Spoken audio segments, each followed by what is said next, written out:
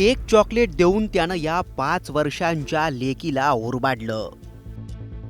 ज्याच्यावर तिनं काका म्हणून विश्वास ठेवला त्याच 32 वर्षांच्या राक्षसानं हे संतापजनक कृत्य केलं. ज्या लेकीसोबत अख्खं गाव बोबडे बोल बोलायचं त्याच लेकीवर या नराधमानं आपली भडास काढली आहे. ओळखीचा फायदा आणि चॉकलेटचं आमिष दाखवून या राक्षसानं आपल्याच लेकीच्या वयाच्या चिमुरडीसोबत किळसवाणं कृत्य केलंय आणि नंतर तिला कायमचं संपवूनही टाकलंय. या घटनेनं पुन्हा एकदा अख्खा महाराष्ट्र हादरलाय. अगदी काही दिवसांपूर्वीच मालेगावच्या लेकीला तिच्या शेजारच्या दादानं चॉकलेटच्या बहाण्यानं संपवलं होतं. त्या घटनेतून महाराष्ट्र सावरतो न सावरत तितक्यात दुसऱ्या नराधमानं तोच कित्ता पुन्हा एकदा गिरवलाय. या नराधमानं या गोंडस लेकीबरोबर जे केलं ते ऐकून तुमच्याही पायाखालची जमीन सरकल्या वाचून राहणार नाही. नेमकी ही घटना कधी, कुठे आणि कशी घडली, या नराधमाचं पाप जगासमोर कसं आलं, त्या लेकीला आपल्या जाळ्यात या नराधमानं कसं ओढलं, याचाच सविस्तर आढावा या व्हिडिओतून घेणार आहोत.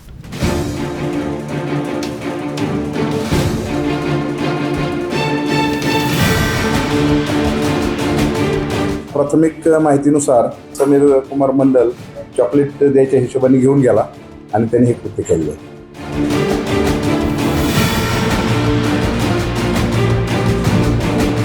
तुमच्या स्क्रीनवर दिसणारी हीच ती चिमुरडी. याच चिमुरडीवर आधी या राक्षसानं हात टाकला आणि नंतर तिचा गळा आवळून तिला कायमचं संपवलं. दिनांक 13 डिसेंबर 2025, वार शनिवार, वेळ संध्याकाळी 7:30 वाजेची. ठिकाण मावळातील उर्से गाव. याच ठिकाणी या नराधमाच्या आतला राक्षस बाहेर आला. मावळच्या उर्से परिसरातील एका खेळण्यांच्या कारखान्यात या चिमुरडीचे पालक काम करतात. आई बाबा काम करतात आणि 8 वर्षांच्या भावासोबत ही चिमुरडी एकटीच आपल्या घरी राहते. याच चिमुरडीच्या घराशेजारी हा 32 वर्षांचा समीर कुमार मंडल नावाचा नराधम राहतो. जवळपास 6 वर्षांपासून समीर कुमार मंडल आणि चिमुरडीचे कुटुंबीय शेजारी आहेत. समीरचं लग्न झालंय.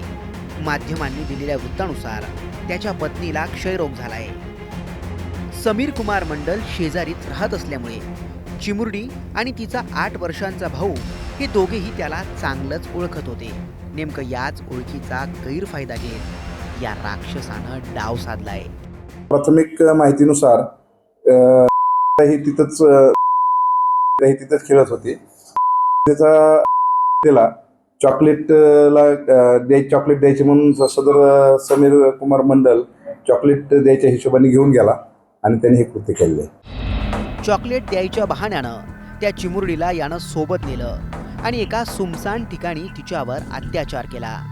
या 5 वर्षांच्या चिमुरडीवर या राक्षसानं आपली भडास काढली आणि नंतर तिचा गळा आवळून तिला कायमचं संपवून टाकलं.